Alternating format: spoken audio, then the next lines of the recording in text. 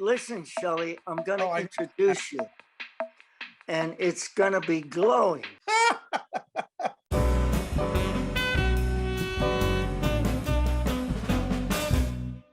Another chapter in the Geezer Show. I don't know anything about you growing up. I grew up in Brooklyn, Yeah. and average family in Brooklyn. We moved a lot because when I was born, it was the Depression time, like you. And we moved from apartment to apartment. They gave you free rent for a month. Then we move again. And we kept moving, and the whole family was in Brooklyn. My mother and father my father had a big family. My mother only had a brother and two sisters. And I finally landed up it's called East New York, Brownsville, which is, it was a poor neighborhood, that's all. But I was always a good athlete and played a lot of ball, played a lot of basketball and baseball and football. And I always wanted to go to high school where I went. My brother went to my high school too. And I played football there and became a football star at the high school. And when I was in high school, I was all city, which was a big thing because it's a big city, and all Brooklyn in my position. And then I had many scholarship offers around the country to go to school. And that's how I came out to Denver. Believe it or not, Len, I went to a school called Duquesne first, which was a Catholic school. And there was a sports writer from Brooklyn who wanted me to go there with another guy who became an All-American basketball player. And he guaranteed me All-American football. But they dropped football when I was there. So I came home and I went out to visit my brother in Denver. And coming from Brooklyn, when you come out to Denver, Len, it's a different world in those days. It was only 90,000 people there too. And I stayed. I went back home to New York after school, stayed there for a while, didn't like it, picked the family up, moved back to Denver. That's how I came to Denver. How was it in Brooklyn when you were a kid? Well, you know what? It was, you lived in your neighborhood. It really was, you really didn't leave the neighborhood much, you knew everybody in the neighborhood. They all knew you. It was, Len, it was a tough time in the fact that we always had a lot of fights, though, in the neighborhood, From different areas, they would come in and try and do. And I was always the biggest kid, so they always put me up to fight. There was a group called the Amboy Dukes, which was a book written about them. And they crashed a party of ours, and I had to fight them. And it was a rough time, but I held my own, and they respected me, and I did what I had to do to keep going and keep everybody happy. And that's all. And then I couldn't wait to leave Brooklyn, though. I just knew I had to get out of there. Okay, when did you meet Anita? I met Anita. I was on the football team, and she was on the cheering squad. She was trying out for the cheering squad. I was a junior, I think, and she was a sophomore. We had split sessions in those days.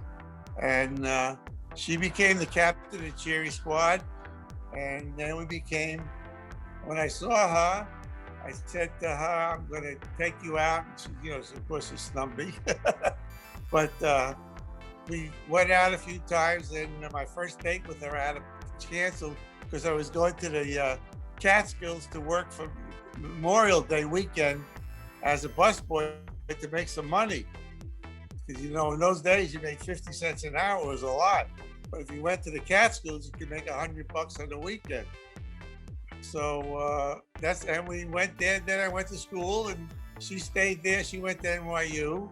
And then when we came home, we started up again together, and then we got married. What was the first job you had after? When I moved here, I left my father-in-law, who had a big business in New York. He had a furniture store 10 stories high, 75 years old, a big business. I hated it, and I left. And I came to Denver, and I went to work for my brother's father-in-law. He had a little discount store we started, and that's where I stayed.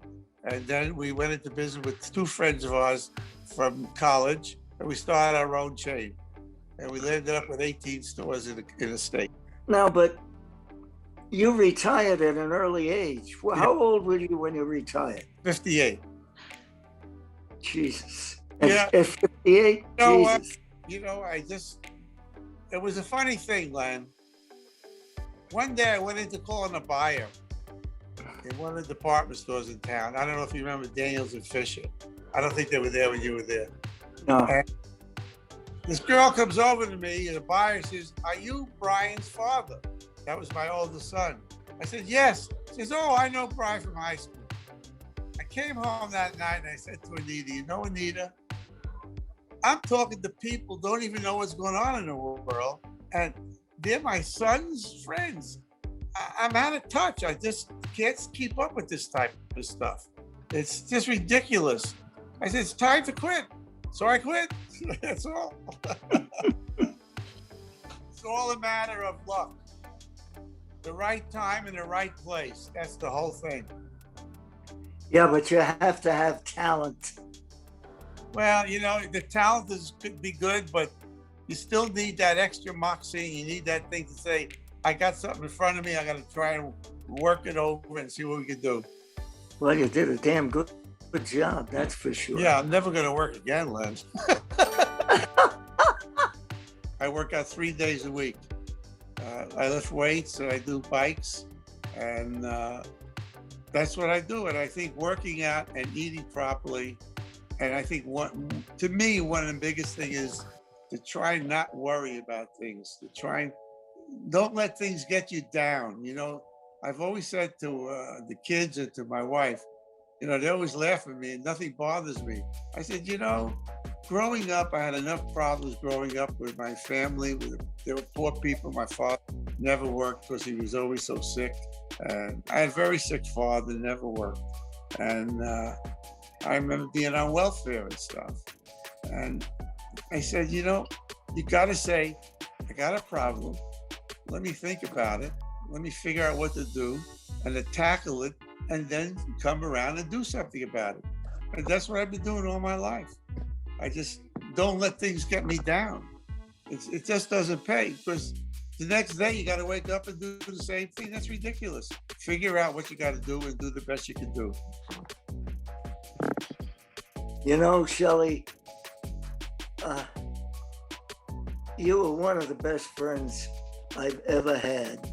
And I remember when I had all those surgeries. Enough. No, when I had all those surgeries, you used to come and visit me. Oh, sure. Why not? I'll never forget that. Why? Why not? Of course. About your football career, did you wear the leather helmets? Believe it or not, my first year in high school, we had a leather helmet. First of all, Bob, we never wore a face mask. When I played, I was a defensive tackle. And if I saw a guy with a face mask, the first thing I did when I come across the line is grab that face mask and twist his head off. That's one of the reasons they put that mask on there and put the glass over it, so you can't do that. It was a completely different uniform. The shoulder pads weighed a ton. You put on about 20 pounds, 25 pounds when you got on the uniform. It was so heavy. And if you played in the warm weather, my first game in college was against Arizona University in Tucson. In Labor Day weekend, it was so freaking hot, I lost 20 pounds. Oh, God. That's how hot it was down there. I feel very, very fortunate and very, very lucky in my life. I always say that. I get up in the morning, I say, I'm still awake. I'm still here. Okay. Let's go for another day. That's what you got to do. Well, listen, Shelley, I'll be talking to you again. I hope so. Oh, yeah. Wait a minute. What's it say underneath the Giza show? What? What does it say underneath the Giza? It says Giza show. It says Len Marino Sr. Oh, I couldn't read it. It was backwards. Len Marino Sr. Okay, listen, Take have a care. happy birthday. Thank you. You have a good life ahead. We'll talk soon. Okay, you too. All right. Bye bye. Bye now.